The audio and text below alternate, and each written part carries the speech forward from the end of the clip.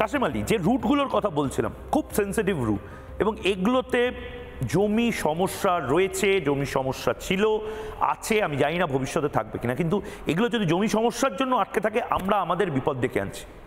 Kashem Ali, border খোলা রেখে তৃণমূলী ক্যাডাররা এবং তৃণমূল কংগ্রেস তাদের চেলা চামুন্ডাদের ঢালা কামাইয়ের ব্যবস্থা করেছে। বিগত 2024 সালের নির্বাচনে বাই ইলেকশন উপনির্বাচন বাগদায় জনৈক রত্না বিশ্বাস তৃণমূলের নেত্রী তিনি বলেছিলেন যে জাকিরদার কাছে যাবেন, বাংলাদেশ থেকে যারা এপারে এসেছেন জাকিরদার রেশন কার্ড, আধার কার্ড, ভোটার কার্ড সমস্ত সব কিছু বানিয়ে দেবে। এটা মমতা ব্যানার্জি সরকার কি একবারও ইনভেস্টিগেশন করেছে যে অবৈধ অনুপ্রবেশকারী রোহিঙ্গাদের ভোটার কার্ড, রেশন কার্ড, আধার কার্ড বানিয়ে দেবে জাকির হোসেন? এবং প্রাক্তন মন্ত্রী সাগরের যিনি এমএলএ আছেন, বিধায়ক মন্টুরাম পাখিরা গত 4 দিন আগে তিনি প্রকাশ্য জনসভায় বলেছেন যে কিছু আমাদের মধ্যে দালাল আছে, তারা 15,000 20,000 টাকার বিনিময়ে ওদেশের রোহিঙ্গাদের এনে আমাদেরকে নিজ ভূমে পরবাসী করছে, এবং এখানকার স্থানীয় বিডিও পঞ্চায়েত সদস্য তাদের এনওসি দিচ্ছেন এবং 15 থেকে 30,000 টাকা করে নিয়ে তাদের এসডিওর কাছ থেকে সার্টিফিকেট এনে এদেশের সমস্ত সব কিছু ডকুমেন্টস বানিয়ে দিচ্ছেন। এটা আমার কথা নয়, এটা মন্টুরাম পাখিরার কথা। আমি ঠিক সেই জায়গাতে কাশেম ভাই আমি আপনাকে একটু থামাচ্ছি, একটু 1 মিনিটের একটা পজ, কারণ মন্টুরাম পাখিরা একদম ঠিক কথা বলেছেন। মন্টুরাম পাখিরা ঠিক কি বলেছিলেন, খুব বড় কথা, মানে এরপরেও যদি আমরা নড়ে চড়ে না বসি, একটু মনে করুন, শুনুন সেটা, তারপরে আবার কাশেম আলী বলবেন, শুনুন। কিছু দালাল চক্র আর কাকদ্বীপ এসডিও অফিস এবং বিডিও অফিসের কিছু সরকারি কর্মচারী আমলা, তার সঙ্গে নামখানা বিডিও অফিসে বা যারা নামখানা ব্লকে এই নির্বাচনের কাজটা করেন, তারা এই অনিয়ম এবং এই চক্রের মধ্যে জড়িয়ে আছে, যুক্ত আছে। তাদেরকেই প্রশাসন বার করুক। অর্থের বিনিময়ে হাজার হাজার টাকা, লক্ষ লক্ষ টাকার গল্প এখানে। কাশেম আলী, হ্যাঁ বল। যে কথা বলছিলাম দাদা, পশ্চিমবাংলার ক্ষেত্রে 2216 কিলোমিটার পশ্চিমবাংলার সীমারেখা আছে, অর্থাৎ বাকি মানে 2216 কিলোমিটার সীমারেখা, তার মধ্যে 1653 কিলোমিটার সীমারেখা মানে সুরক্ষিত, অর্থাৎ ফেন্সিং কাঁটাতার দেওয়া হয়েছে। বাকি আছে 553 কিলোমিটার, এই 63 কিলোমিটার, তার মধ্যে 114 থেকে 15 কিলোমিটার নদী নালা ইত্যাদি আছে, সেখানে ফেন্সিং দেওয়া সম্ভব নয়। পড়ে আছে 450 থেকে 55 কিলোমিটার, যেখানে কাঁটাতার নেই, অর্থাৎ 72 থেকে 73 জায়গায় কাঁটাতার পশ্চিমবাংলায় নেই। এবং জমিজট দীর্ঘদিন কেন্দ্রীয় স্বরাষ্ট্রমন্ত্রী এবং স্বরাষ্ট্র মন্ত্রকের দপ্তর তারা বারবার আবেদন নিবেদন কাকুতি মিনতি করেছে যে আমরা যারা রাষ্ট্রবাদী চেতনা সম্পন্ন লোক, আমরা যারা এদেশীয় মুসলমান, আমরা রাষ্ট্রের হিতের কল্যাণের জন্য যারা আছি, আমাদের রুটি রুজির উপরে আঘাত হানছে কারা? এ রাজ্যের যারা অনুপ্রবেশ করেছে রোহিঙ্গা মুসলমানরা।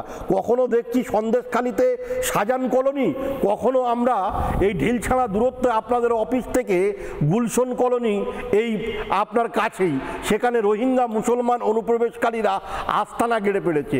আমরা যারা এদেশীয় মুসলমান, এ রাষ্ট্রের এ রাজ্যের মুসলমান, তাদের রুটি রুজির উপরে আঘাত হানছে। অবিলম্বে কাঁটাতার দিতে হবে এবং ভারতবর্ষকে রাষ্ট্রকে সুরক্ষিত করতে হবে, এদেশের নাগরিকদের নিরাপত্তা দিতে হবে। কাশেম আলী, আমি আবার যদি একটু ভেঙে ভেঙে জিজ্ঞেস করতে চাই, রাষ্ট্রবাদী মুসলমান আপনি বলছেন নিজেকে রাষ্ট্রবাদী, আমি শুধু দেখছি রাষ্ট্রবাদী ভারতীয়, আপনারা কেন দাবি করছেন অনুপ্রবেশকারীদেরকে থামাতে হবে যারা বাংলাদেশ থেকে আসছে বা মিয়ানমারের যারা রোহিঙ্গারা রয়েছে সংখ্যালঘু? কেন? দেখুন, আমরা যুগ যুগ ধরে এই ভারতবর্ষে বসবাস করি। দেশ যখন ভাগ হয় তখন কিন্তু আমরা পাকিস্তানকে চয়েস করিনি। আমরা সেদিন দীপ্ত কণ্ঠে বলেছিলাম সারে জাহাঁ সে আচ্ছা হিন্দুস্তান আমারা। আমরা সেদিন মা তুজে সালাম, ভারত মাটিকে প্রণাম করে সালাম করে এই ভারতের মাটিতে থেকে গেছি। এই ভারতের মাটিতে মৃত্যুর পরে আমাদের কবর হবে। এই ভারতের মাটিতে যদি নামাজের 5 ওয়াক্ত যদি সেজ্জা দিই, মাটিতে যদি নমন করি, এই ভারতের মাটিতেই আমাদের দিতে হবে। অতএব আমরা এই ভারত ভূমিকে ভালোবাসি, আমরা এই রাষ্ট্রভূমিকে ভালোবাসি। আমাদের কাছে ধর্ম আগে নয়, আমাদের কাছে রাষ্ট্র আগে। তাই ভারত ভূমিকে, রাষ্ট্রভূমিকে ভালোবেসে অনুপ্রবেশকারীদের রুখবো এবং রোহিঙ্গাদের অনুপ্রবেশ আমাদের রুখতে হবে। এবং কেন্দ্র স্বরাষ্ট্র মন্ত্রকের কাছে আমরা দাবি জানাবো, আমরা যেন নিজ ভূমে পরবাসী না হই, একদিন এই ভারত ছেড়ে আমাদের যাতে পালাতে না হয় সেই ব্যবস্থা অবিলম্বে করুন। এই রোহিঙ্গা অনুপ্রবেশদের পশ্চিমবাংলা তথা ভারতবর্ষে আসাটা বন্ধ করুন। অবিলম্বে ফেন্সিং এবং কাঁটাতার দেবার ব্যবস্থা করতে হবে। ভারতবর্ষে প্রত্যেকটা রাজ্যে ভারতবর্ষে ইতিমধ্যে বাঙালিদের ধরপাকড় শুরু করে দিয়েছে। শুধুমাত্র এই রাজ্যে মুখ্যমন্ত্রী মমতা বন্দ্যোপাধ্যায় বলে আপনারা তো রোহিঙ্গাদের কোলে পিঠে রেখেছেন কি করে রাজুদা?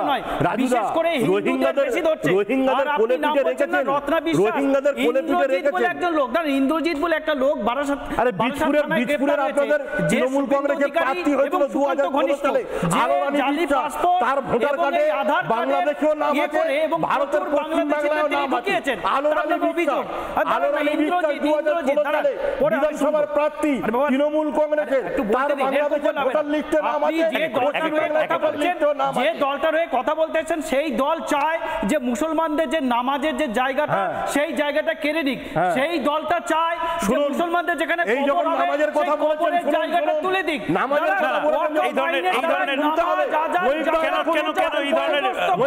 বিভাজন করার মতো কথাবার্তা বলছেন রাজু। না, এক এক করে রাজু ঘোষ শান্ত। এটা খুব ইম্পর্টেন্ট পয়েন্ট। যখন কলকাতা যুগ যুগ ধরে কলকাতার যে রেল আপনার ক্ষেত্রে বলেনি, দুজন একসাথে বললে শোনা যাবে। ইম্পর্টেন্ট তথ্য কেন্দ্র সরকার নিয়ে নেবে। শুনে নিন রাজু ঘোষ, শুনে নিন। আরে রাজু ঘোষ, কথাটা তো শুনেন না। আমি দুজনকেই থামাচ্ছি। নানা ধরনের কন্টেন্ট দেখার জন্য লাইক করুন, শেয়ার করুন আমাদের ফেসবুক পেজ, সাবস্ক্রাইব করুন আমাদের ইউটিউব চ্যানেল। পাশাপাশি অন্যান্য ব্রেকিং নিউজের জন্য অবশ্যই চোখ রাখুন রিপাবলিক বাংলায়।